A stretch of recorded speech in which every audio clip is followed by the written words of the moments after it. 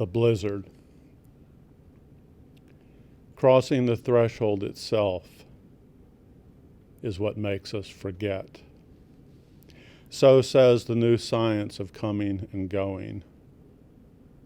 One room or one day to the next, so much can be set aside. On a school morning, my son slams the door of the old truck. The next time it is this cold, he tells me, I should warm up the cab first before I tap the horn to call him outside.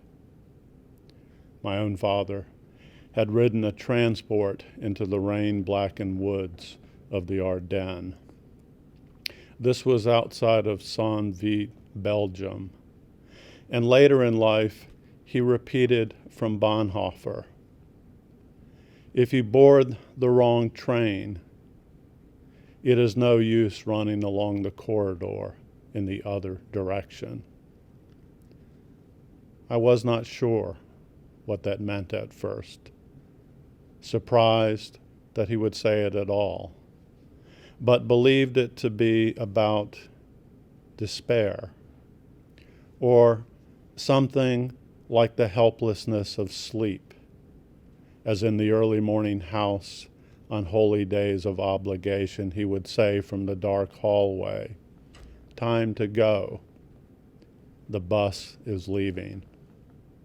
And now, after my son is grown, when driving back from the coast after midnight, his car has slid sideways into a deer.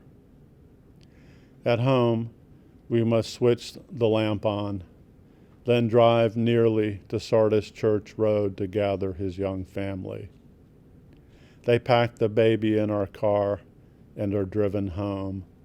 And there in the dark, I wait by myself for the amber strobes of the wrecker. As they had strapped the car seat in, I held the grandson, and we had hugged each other at how wonderful the night was. Frost sparkling on the high grass, and freightliners like Christmas-lit houses shuddering past. Sentimentality is a sin. Shooting a boy in a frozen field who begs for his life is a sin. One night, I walked with my father in the first hours of a blizzard to buy a snow shovel from the hardware store.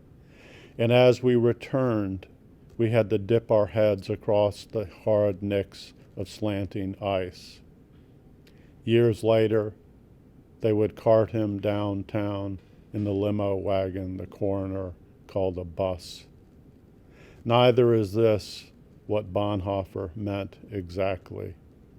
But going backward will get you nowhere, and too much sadness is another sin. Thank you.